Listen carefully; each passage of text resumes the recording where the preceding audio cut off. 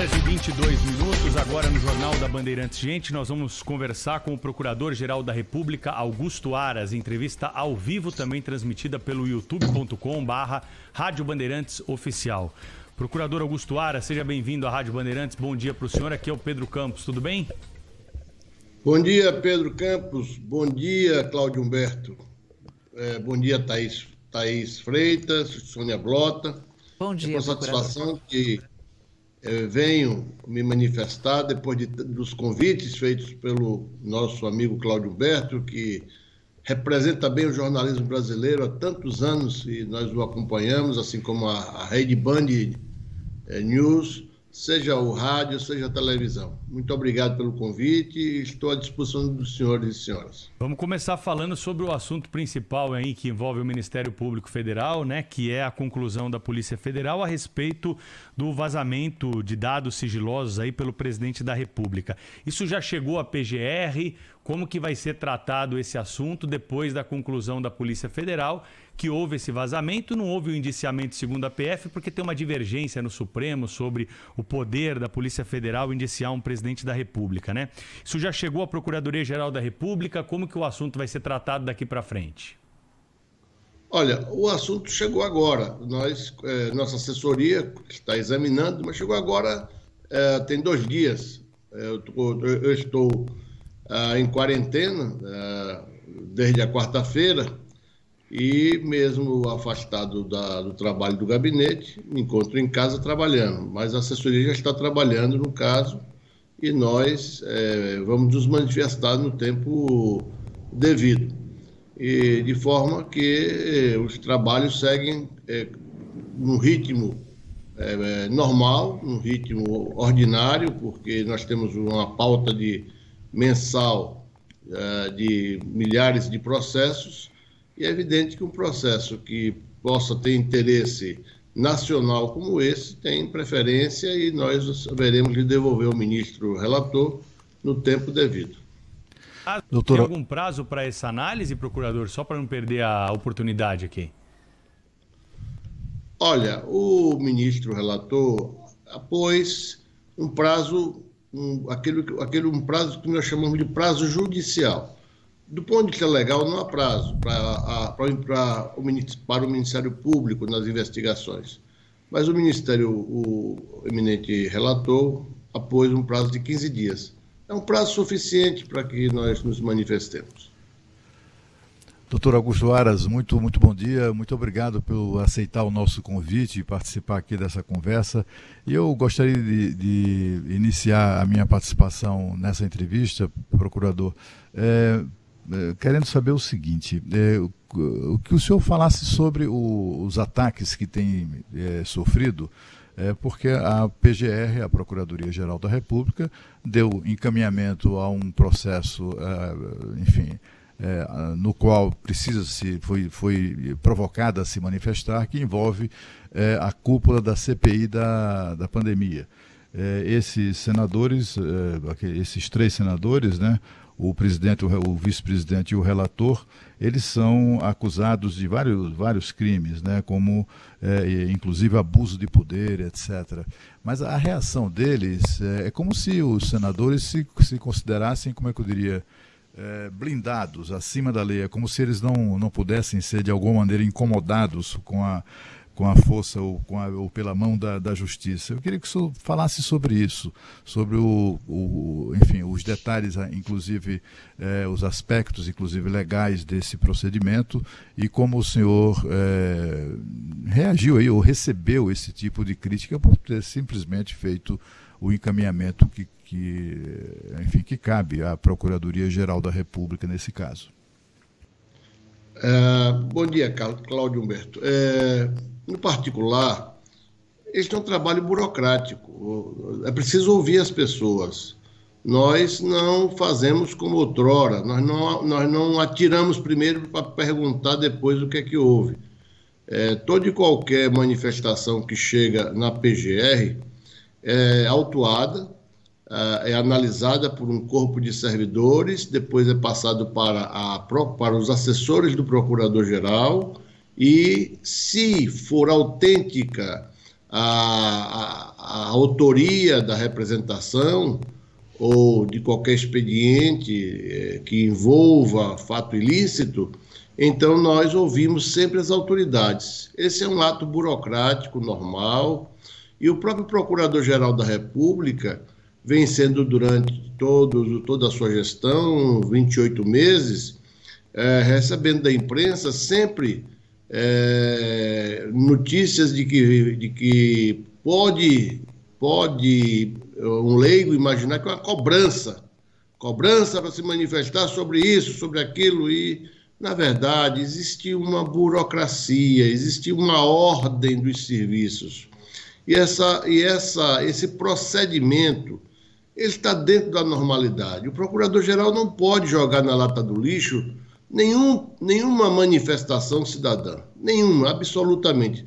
Seja de um cidadão que não tenha mandato parlamentar, seja daquele que o tenha, desde que haja alguma idoneidade, não seja algo extremamente falso. Nós temos, por exemplo, centenas de representações feitas por um falso Silas Malafaia.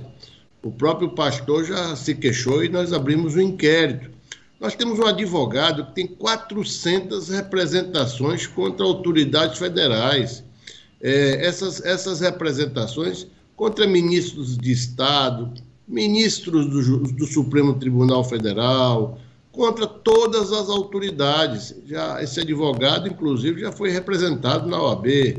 Nós temos outros advogados que colhem diariamente na imprensa toda e qualquer matéria e envia a representação à Procuradoria-Geral.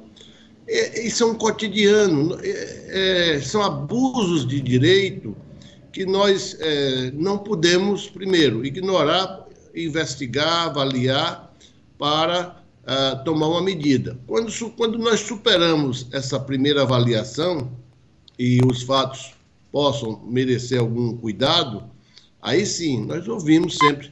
Quantas vezes em 2021 nós ouvimos, eu diria, quase meia centena de autoridades, ministros, militares inclusive, sobre assuntos diversos. O próprio presidente da República. E não é demais lembrar que nós estamos sempre, e praticamente a cada dia da semana, respondendo às petições que o próprio Supremo Tribunal Federal, por meio dos seus eminentes ministros, envia à Procuradoria. Então, me parece que o senador Renan, o senador Aziz, o senador Randolph são senadores de muito tempo de experiência e sabem que a Procuradoria se comporta de uma forma respeitosa e respeitável, observa o devido processo legal e, lamentavelmente, se interpretações, reinterpretações, superinterpretações no ano de eleição vêm à tona por meio de alguns jornalistas, eu posso compreender que faz parte da liberdade de expressão da mídia fazer especulações. Mas é evidente que a comunidade jurídica, política, que conhece a responsabilidade de um administrador, de um gestor, e especialmente do procurador-geral, não pode simplesmente jogar na lata do lixo toda e qualquer representação que lhe chegue às mãos. Da mesma forma que eu recebo dezenas e dezenas de representações do senador Randolph e dou processamento e mando ouvir os interessados contrapostos ao senador Randolph, da mesma forma que eu recebi da CPI todo o relatório das autoridades com prerrogativa de foro no Supremo e no STJ, e encaminhei no particular 10 petições que foram distribuídas pelo ministro Fux a 6 ministros do Supremo Tribunal Federal para avaliação preliminar acerca da abertura de inquérito ou não.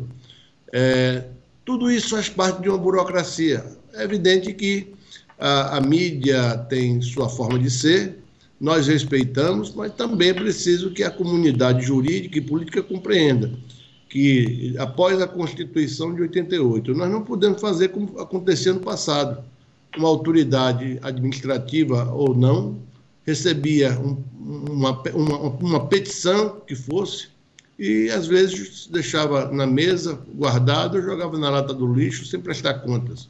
Então, é nosso dever cumprir o procedimento administrativo, eventualmente dar seguimento a um processo administrativo, e com isso eu espero que os senadores e todas as pessoas que leem as notícias compreendam que é um ato burocrático e de natureza ordinatória e faz parte do nosso cotidiano, não somente do Procurador-Geral, de responder a todas as provocações que lhe chegam das autoridades constituídas e de qualquer cidadão, mas também de todo e qualquer cidadão, de ter mandato ou não, responder às mesmas representações.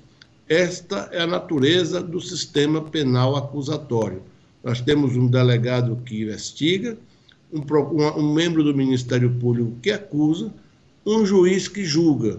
E isso faz com que nós preservemos aquilo que se chama de juiz natural, ou, no caso do Ministério Público, promotor natural, cuja neutralidade ou imparcialidade é inerente ao exercício das respectivas funções. Essa é a realidade. Eu lamento que senadores tão experientes possam ter se abespinhado com um assunto ordinário, um assunto cotidiano, um assunto que não apresenta nenhuma normalidade. As prestações de informações vêm todos os dias. E nós então analisamos e damos o destino devido. Nós estamos conversando ao vivo com o Procurador-Geral da República, Augusto Aras, aqui na Rádio Bandeirantes, Jornal Gente, em transmissão simultânea com o Band News TV. Procuradora, aqui é a Sônia Blota, muito obrigada pelo senhor aceitar a entrevista conosco. E a minha pergunta é a seguinte: recentemente o presidente Jair Bolsonaro voltou a criticar a lisura do processo eleitoral e das urnas eletrônicas. Esse assunto, pergunto eu, já não estava resolvido entre todos os poderes? Ou, acrescento, o senhor antevê uma judicialização do processo eleitoral semelhante ao que aconteceu nas últimas eleições americanas? Qual que é a opinião do senhor? Bom dia, Sônia Blota. É uma alegria falar com você. Também a acompanho no seu trabalho jornalístico e sempre com esse respeito que eu tenho pelos jornalistas do seu perfil e que na Band prestam um grande serviço. Eu gostaria de registrar que o assunto faz parte da retórica política. Enquanto não houver prova de ineficiência ou de eventual fraude no sistema eletrônico, eu repito aqui que não há, por enquanto, pelo menos até aqui, nós temos que respeitar esse importante instrumento da coleta dos votos ali depositados. O Brasil já tem uma larga experiência disso tudo e é evidente que nós não podemos restringir a retórica política de quem quer que seja. Existem políticos, existem técnicos, existem juízes, existem promotores, advogados, que eventualmente se manifestam contra não o voto na urna eletrônica, mas ante a necessidade de se ter uma caixa coletora desse voto, para, em caso de dúvida acerca da idoneidade do resultado daquela votação, poder fazer uma recontagem, o que no atual sistema não é permitido. Mas essa é uma questão que, do ponto de vista do político e das candidaturas, será sempre recorrente. Mas nós temos as garantias do sistema eleitoral, e especialmente das urnas. O ministro Barroso, no particular, abriu o código-fonte, o Ministério Público Eleitoral participa dessa verificação, assim como os partidos políticos e cidadãos com idoneidade técnica que se apresentem. E até agora nós não podemos nos queixar das urnas, pelo contrário, as urnas deram cabo de velhas formas de fraude. Todavia, nada impede que busquemos o aprimoramento das urnas eletrônicas. E é isso que os nossos presidentes do Tribunal Superior Eleitoral vem fazendo ao longo dos anos, que a cada gestão há um aprimoramento e a sociedade precisa participar como vem participando. Então, eu quero dizer que é preciso ter a compreensão de que o processo eleitoral existe para a segurança para garantir um resultado seguro acerca da votação, mas que este aprimoramento vem sendo feito ao longo dos últimos anos e creio que jamais a tecnologia vai dispensar esses cuidados. Vamos continuar fiscalizando a cada ano e aproveito, Sônia, para convidar todos os brasileiros nesse certame eleitoral a participar como fiscais da cidadania, porque é impossível o Ministério Público e a magistratura sozinhos, essas instituições, fiscalizarem todo um país de dimensões continentais. Então, vamos todos fiscalizar e vamos buscar no Judiciário e no Ministério Público soluções que, porventura, sejam necessárias para coibir abusos, fraudes, excessos, sempre presente de alguma forma em qualquer pleito eleitoral.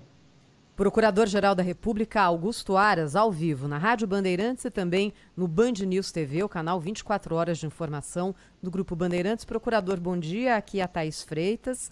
E eu queria aproveitar a presença do senhor conosco para levar aos nossos ouvintes e telespectadores a posição do senhor como chefe do Ministério Público sobre assuntos relevantes também em relação ao ordenamento político brasileiro, à nossa justiça, ao funcionamento de todo esse sistema. Então, eu queria começar perguntando sobre a sua visão a respeito de forças-tarefas. Todos acompanhamos o que aconteceu com a Operação Lava Jato do começo ao seu fim. É um modelo diferente de funcionamento que envolve o Ministério Público com mais autonomia, orçamento, com uma gestão do processo diferente do que acontece normalmente. E na gestão do senhor, isso não tem se repetido nos modelos em que a gente acompanhou na Operação Lava Jato. Como é que o senhor vê esse tipo de operação de força-tarefa? Bom dia, Thaís. Renovo as minhas homenagens e registro que é preciso que ex-colegas, hoje dedicados à candidatura partidária eleitoral, no mínimo, respeitem seus colegas que estão trabalhando nos GAECos federais. As forças-tarefas não eram um órgão, não tinham nenhuma institucionalidade, a tal ponto, Thaís, que as despesas feitas pelas forças-tarefas eram da integral responsabilidade do Procurador-Geral da República, com o CPF do Procurador-Geral da República como ordenador de despesa, e repito, não o ordenador-geral de despesas como acontece no plano macro, mas uma despesa específica. Não era possível que forças-tarefas continuassem operando sem nenhum controle, sem nenhuma fiscalização, com objeto estendido e ilimitado. Era uma verdadeira farra de diárias que estão sendo apuradas no Tribunal de Contas da União. As atividades das forças-tarefas, como a entrevista dada pelo ex-colega hoje, eram absolutamente acima de qualquer suspeita, pelo menos para a mídia, o que não é verdade, nós já sabemos. Todas as anulações feitas pelo Supremo Tribunal Federal resultam de violações, em tese e em concreto, da cláusula constitucional do devido processo legal.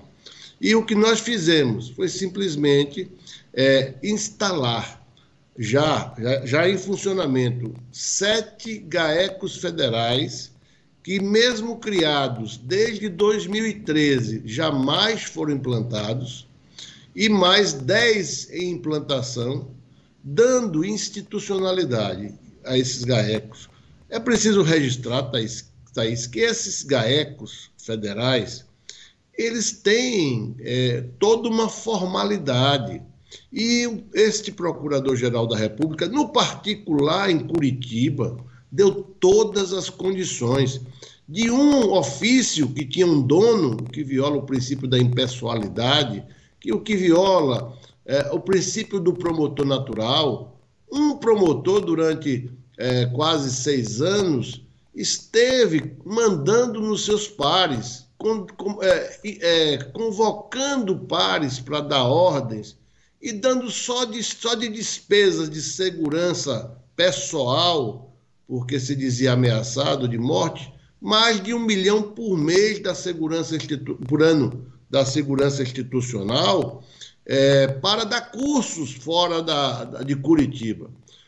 O desvirtuamento dessa situação de informalidade gerou a entrada e saída de agentes estrangeiros no Brasil, sem que até hoje tenhamos nenhum tipo de prestação de contas. Nós instalamos os GAECos federais exatamente propiciando, em particular em Curitiba, mais 4 ofícios, ou seja, nós tínhamos durante todos esses anos do colega candidato apenas um ofício. Hoje temos 5 ofícios, ou seja, temos 5 procuradores no GAECO de Curitiba responsáveis por todo o acervo da época e mais de tudo o que aconteceu depois.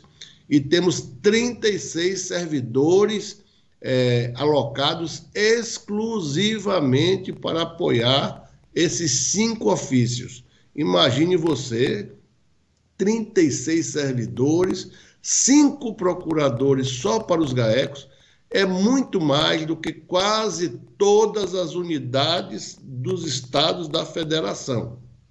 Se o colega candidato deixou 400 investigações em curso, eu acho que faltaram mais 1.500, porque quando a doutora Lindora foi a Curitiba, eram 1.500 investigações que estavam paradas há 5 anos e que, a toque de caixa, em apenas 3 meses, foram todas arquivadas de distintas formas. Tudo isso, Thaís, é grave e digo mais, nossa administração levou todos esses fatos à Corregedoria Geral do Ministério Público e à Corregedoria Nacional do Ministério Público para apurar, dentre outras coisas nocivas dessa informalidade, uma máquina que tinha 30.000 gravações com acesso desse candidato ex-colega a 156 ligações de seus pares, de servidores e de terceiros. Isso tudo também é objeto do procedimento investigativo em curso no Conselho Nacional do Ministério Público. Ou seja, vamos resumir, não vamos admitir que se faça proselitismo partidário da informalidade que trouxe o descrédito à justiça brasileira e mais ao Ministério Público, que produziu provas inválidas, conduziu processos com violação ao devido processo legal. Como dizia um certo órgão de imprensa há uns meses, no Rio de Janeiro só existe um preso, chama-se Sérgio Cabral. E eu fui cobrado por isso. Ocorre que todas aquelas investigações, além de Sérgio Cabral, foram anuladas pelo Supremo Tribunal Federal. E tantas outras de Curitiba. E tudo que nós queremos, Thaís e todos os que nos escutam e veem pela rede mundial de computadores, é o respeito ao devido processo legal. E me permita, para concluir, dizer que em 2 anos de gestão, temos 400 autoridades com prerrogativa de foro no Supremo e no STJ, investigadas, processadas, denunciadas e presas, sem que nenhuma dessas medidas tenham sido anuladas, porque na nossa gestão o compromisso com a Constituição e as leis do país é fundamental. Com referências políticas, entrando no jogo de trocar acusações com o presidente da República. Ontem a gente assistiu o ministro aposentado Marco Aurélio Mello fazer uma declaração grave, ele pedindo que os seus colegas do Supremo Tribunal Federal respeitem o presidente da República, coisa que não tem sido observado no comportamento de alguns ministros. E aí, doutor Aras, a questão é essa, eu não imagino outra autoridade a quem fazer essa pergunta, né? A não ser o senhor, que representa ali a sociedade nas sessões do Supremo Tribunal Federal e na rotina do Supremo Tribunal Federal. O cidadão que é preso porque escreveu uma coisa que o Alexandre de Moraes não gostou. O outro é preso, é censurado. Nós temos visto, apesar de todas as garantias da Constituição, deputado federal preso, jornalista censurado, o Supremo Tribunal Federal transformado numa delegacia de polícia, o ministro que é vítima de um ataque, o ataque evidentemente é lamentável, solerte, etc. e tal, mas a vítima do ataque é quem manda prender quem o atacou, né? Quem cometeu o suposto crime, manda prender, manda censurar, pinta e borda, né? Quer dizer, estamos vivendo uma situação de ativismo, inclusive político, no Supremo Tribunal Federal, que deixa a sociedade perplexa, doutor Augusto Aras. A quem o cidadão, que a justiça é a última trincheira da cidadania. Numa situação como essa, o cidadão recorre a quem? Ao bispo? Né, ao procurador-geral? Como faz? Cláudio Humberto, realmente essa é uma questão que precisa ser reconduzida ao seu leito natural. Nós vimos um ano de 2021 altamente conflituoso, mas nós vimos pouca atuação de um segmento do sistema de justiça, que é a advocacia, especialmente a advocacia privada, que poderia e muito ter contribuído, mais ainda, para que as questões fossem levadas ao pleno do Supremo. E aqui é importante falar do princípio da colegiabilidade. O Supremo é uma instituição que tem 11 membros. Esses 11 membros, excluído o presidente, que conduz temporariamente os trabalhos da Casa Suprema, esses ministros deliberam colegiadamente e, em especial, na gestão do presidente Fux, pelo plenário, em todas essas causas de natureza penal. E de forma que, se houve violação de algum direito e garantia fundamental, as vítimas, as supostas vítimas, deveriam ter movido seus advogados no plano do sistema recursal, processual. Porque o Procurador-Geral da República, que atua ora como fiscal da lei, como regra, e ora como autor da ação penal, também tem limites, como tem o advogado da União. Outro dia eu estava conversando com o ministro Bruno Bianco, reconhecendo certas dificuldades da AGU de enfrentar algumas matérias.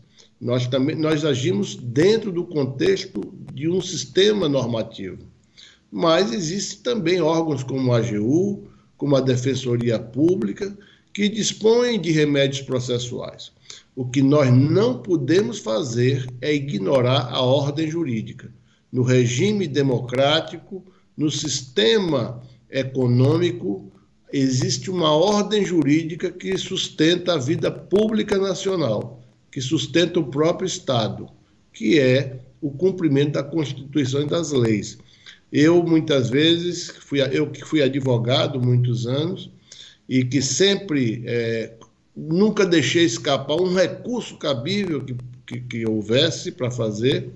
Às vezes eu fico pensando, olha, o Supremo, ele acerta, mas se ele erra por último. Mas é preciso que, para que se erre por último, é preciso que o pleno se manifeste. Então, quem se queixa de eventual decisão monocrática não deve simplesmente se espernear, seja perante a imprensa ou por qualquer outro meio, violento ou não. é preciso que se valha dos recursos processuais cabíveis e levando o tema ao plenário da Suprema Corte ou mesmo aos seus órgãos fracionários, porque é assim que o Estado deve funcionar. Doutor Aras, não está faltando no Supremo uma boa corregedoria, não? A criação porque o Supremo não tem corregedoria, ao contrário do Ministério Público, ao contrário de outros tribunais. Não falta uma boa e atuante corregedoria ali? Olha, quem corrige o Procurador-Geral da República e os membros do Supremo é o Senado Federal, né? Essas autoridades do sistema de justiça passam por um controle do Senado Federal. Seja quando ingressam nesses cargos, seja no exercício ao longo de uma vida, normalmente, no caso dos magistrados, numa vitaliciedade. Então, o nosso corregedor é o Senado. Eu trato o Senado como uma das instituições mais representativas do Estado brasileiro. Não por temor, mas pela compreensão de que compete a esta Casa Alta grandes responsabilidades, dentre outras, julgar o Procurador-Geral da República, assim como os membros da Suprema Corte Constitucional. Essa é uma questão, Cláudio, que é preciso dirigir ao Senado. É o Senado competente para isso, nos termos da Constituição. Procurador-Geral da República, Augusto Aras, conversou conosco nesta manhã, ao vivo, na Rádio Bandeirantes. Doutor Aras, obrigado pela entrevista, viu? Foi um prazer, até uma próxima oportunidade. Obrigado, Pedro Campos, obrigado, Cláudio Humberto, obrigado, Sônia Blota, Thaís Freitas, obrigado a todos os nossos assistentes e a minha sempre satisfação de falar com a Band News para todo o Brasil. Contem sempre comigo. Muito obrigado. Entrevista que foi reproduzida pelo Band News TV, canal 24 horas de notícia do Grupo Bandeirantes de Comunicação. Entrevista aqui também à Rádio Bandeirantes e ao nosso YouTube com imagens. Na sequência...